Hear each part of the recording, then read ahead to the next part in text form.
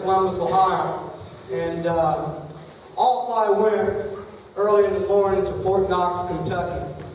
And we traveled through the evening. We got to Fort Knox, and there they were. The drill sergeants were there to meet us. They hurried us off with our few belongings to our barracks.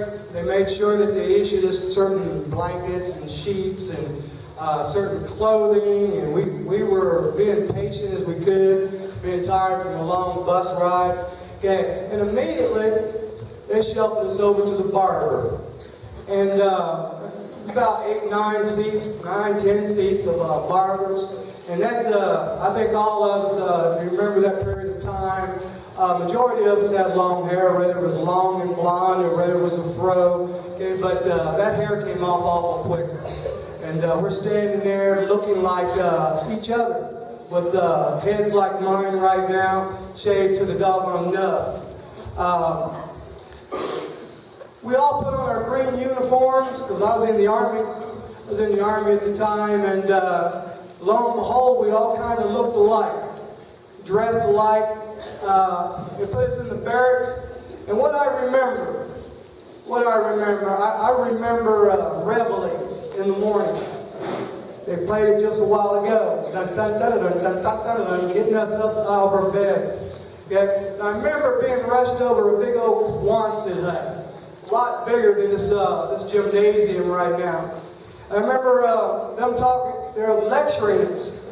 And what I remember, way across, there's all of us soldiers that are being indoctrinated with our bald heads and our uniforms on, and we're sitting there waiting for what they're going to talk about. And way over there, I see this drill sergeant. His eyes hit me real quick, right? And just, you can feel when somebody's looking at you. And he immediately made a beeline straight to me. And it was right up in my face, just spitting on me. He said, "Do you see a mustache on my face, soldier? Do you see a mustache? You see any hair on my face?" And it really hit me that I was in the military. And he says, "I want you to get over there and shave that mustache off and get back here before 5 minutes is up." And boy, I've never run as fast in my life. And I thought I was pretty quick. But I ran over there and I shaved that mustache off as quick as I can. And you'll see my picture up here when we have a little video that I still have the mustache on when they took my picture. But I learned not to have any facial hair on my face at any time. What I remember is later in the day that they played Retreat for us. And we heard the Retreat song, and they were bringing down the flag. And anywhere you were at that time, you always stopped because they were bringing down the flag. All right, and then you heard that cannon go off. Boom. That you knew the flag and the ceremony had ceased. So we could go about our business of the day. I remember during basic training running everywhere you went. We go to post office, we had to run. We go to PT, we had to run. We go to eat chow, we had to run. We ate our chow, we ran back to the barracks. You always ran wherever you went. 3 meals a day. Pretty good meals. They knew what they were doing. I remember as I went through those months, got a chance of family, when you finally got home to your family, when I went into basic training, I weighed 136 pounds. When I got out of there, my neck was all big, I was strapped, okay, because of all the PT and the things they had us do as far as team building, running through the creek banks with the ammo cases, all right, carrying another partner with you, scaling walls, climbing the ropes. I remember these little logs, these little stumps that they had in the ground. Maybe some of you veterans remember that. We go climbing over the ropes, we get over the walls, we go underneath things, and then they had these logs that we had to balance ourselves on, and then they had these stumps in the ground. They had big ones and small ones, and we'd be stepping through there. And to see somebody actually fall, all right, was very painful, just to see the actual soldier fall amongst those stumps. But you learn very quickly to maintain your balance and use your agility going through those. But the things that the military did, the songs, that's what I remember a lot of. As I said, reveille, the retreat, then taps in the evening. And I see on our schedule we have taps playing. Okay? That's one of the moving songs as far as veterans are concerned. We know that we have lost some people. It lets us know that. But at the same time, it lets us know that we are safe and secure on that military base when that taps plays in the evening, when it's time for that sun to set, when we're ready to lie, when we're ready to lie in our beds or stop for the day. All right? It was a routine. Always busy, always eating, okay, and building muscle. My neck was so big, I gained about 15, close to 20 pounds of muscle. Okay? I'm a shell of the man that I was when I was in the military. I remember basic training. I loved to drill. Boy, when they showed me those steps and the way they talk about swag nowadays in football and athletics, but when you're on the military base and you see a soldier, and you see all of a sudden they're getting toned, okay, and they're drilling.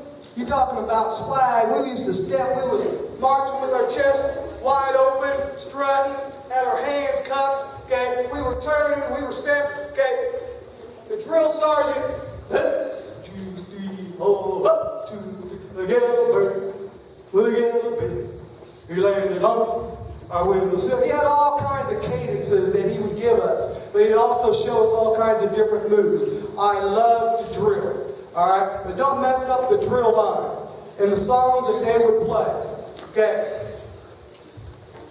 Stars and Stripes on the parade ground, those songs, okay, as we sang the Star Spangled Banner and did the Pledge of Allegiance, but reveille in the morning, the retreat in the evening, okay, taps, and then John Philip Sousa playing Stars and Stripes on the parade grounds. Those things I remember, a basic training. I moved on to AIT, and I was a 76Y 2030. I was a weapons specialist. So I moved with the grunts, which is foot soldiers, and next I was in Fort Lee, Virginia. And I was breaking down the 45s and the M16s and working with the laws and the 50 caliber machine guns. I could practically break those weapons apart blindfolded. That we did it so often. And I was learning to fire them and go ahead and sight them in, especially for the officers. I'd go down range with them. I remember it was an exciting time. Okay, you know, I grew up hunting, but all of a sudden I'm working with these high-powered weapons, seeing the big machinery, certain weapons we will use in war. Okay, from Fort Lee, Virginia, I went to my permanent duty station. Okay, now you know all of your orders follow you. Okay, so I'm a weapons specialist, and I'm heading out to Fort Carson, Colorado. Okay, when I was being signed in to Fort Carson, they called my name, and I stepped up, and they said, Beverly Richards. And I said, no, that's Richard Beverly. They said, well, we were expecting a nurse. We were expecting a lady. Because you always put your last name first, but they had me down as Richard, and backwards. So they bumped me. They put me in a barracks with a bunch of nurses. You know, I was in 4th Medical Battalion. All right, so I got the opportunity to be in 4th Med for about almost a month with a bunch of nurses. So I had to behave myself the best I could. All right, I had to make sure shower time, bathroom time, and all that kind of stuff. But I was in during the Vietnam era. In Vietnam era, I didn't go to battle, but I was in the Vietnam era. And that means from 69 to 74 to 75, the Vietnam War was going on, and it was winding down. All right, so at Fort Carson, soldiers were ETSing. They were coming home from war zones. So, lo and behold, they took me from the nursing barracks and they put me in a barracks that was mainly used for ETSing soldiers and bringing Vietnam veterans home. So I had a particular assignment. It was stay out of the way. Stay out of the way. Communicate with them, help make this transition well, but be aware that you might run into some difficulties with the Vietnam veterans, because there's different things as far as war is concerned, and we're learning that from the war we're having in Afghanistan. Okay? I respected that. I met some good people coming home, and I also met some people that were having a few problems. And with war, we do have problems. Fort Carson, I remember being woke about 2, 3 in the morning. Okay? 2, 3 in the morning, and all of a sudden, it's pack your stuff, and they're putting us in one of our big airplanes. They're marching us out. We think that we're going to war. They've got us, and all it is a training exercise. But every once in a while, they want to show us, because the training's over. They trained us, and we're in permanent duty, and we're doing our duty. So on a regular basis, I'm taking care of my weapons. All right, we're going down range, and I'm delivering supplies, because that's what I was, a supply and weapon specialist. All right, now we used to do a lot of bivouacking. We'd go down range and play war games, and that means we had night vision. We had little red lights on our deuce and a halves and stuff, and we were going down and play war games, and we would fly helicopters, and that's what I did. I flew around in helicopters. We was in a MASH unit, 4th Medical Battalion. And we went down range one time, and we were down there, and we were supposed to set up and camouflage, because we were going to have war games the next day. So we traveled at nighttime, and I remember this, that me and Ralph Mums, that's his name, from Detroit, we were looking around because it was cold down range. The next thing you know, we done took this tarp, and we call ourselves covering this deuce and a half, and covering it up, and covering ourselves up, and getting our bedding and stuff, and sleeping in the back of this deuce and a half. Well, the next morning, Top was just yelling his head off. Rich Beverly, and next thing you know, get that thing off that deuce and a half up, and you looked around, we're supposed to be camouflaged, and there's this big yellow tarp on top of this deuce and a half. But we're supposed to be camouflaged. So that yellow tarp stuck out like a sore thumb. Well, I remember to make sure you checked where your supplies were before I decided to set up a tarp. I stayed about 6 months over there in Colorado. Okay, then I shipped off to Korea. Boy, you talk about a culture shock. All right, but it's always the songs, the Reveille, Retreat, Taps, all along. All right, the conditioning and the training might have stopped, but we still pulled our PT, and we still stopped every time we heard those, and we saluted, all right, before we moved on to any place else. I landed in Korea, okay, after being in Tokyo, Japan, and all the things that we buy over here, the Nikons and the Toyotas and Hondas, and it's all up in big old signs just like here in the United States. But I know that when we think of buying things back then, it had these Japanese names. And I looked when I stepped off that plane, and over there, my dad, over there, they had this big old monorail that went across the city, and I stayed in this place called the Grand Palace overnight.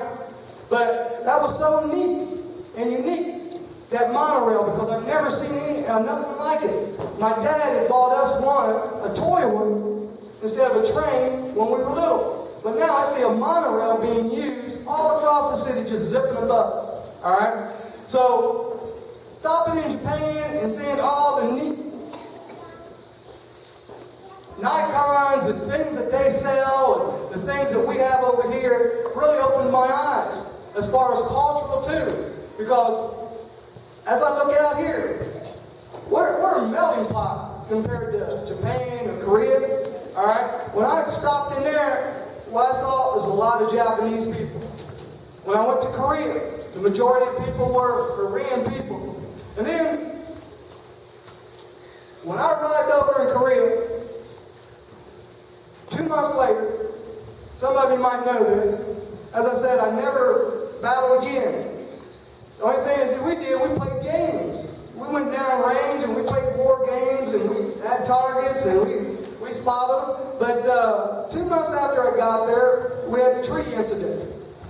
There's a place called the Demilitarized Zone over in Korea, between North and South Korea. And it's about 2.5 miles wide, and it spans the width of Korea that divides both of them. And we have the South Koreans on one side, who I worked with, and the North Koreans on the other side. And that demilitarized zone, both sides, that's a neutral area where both sides make sure that they trim the vegetation back. Well, in August of 1976, okay, 2 of our American soldiers and 3 of the Katusas, is what the Koreans were called, the South Korean, the Katusas, were cutting back a tree that was blocking the bridge of no return over there. Okay, it spans South and North Korea, where visitors visited. There's a visiting center there. And the Koreans killed several Americans and 3 Katusas.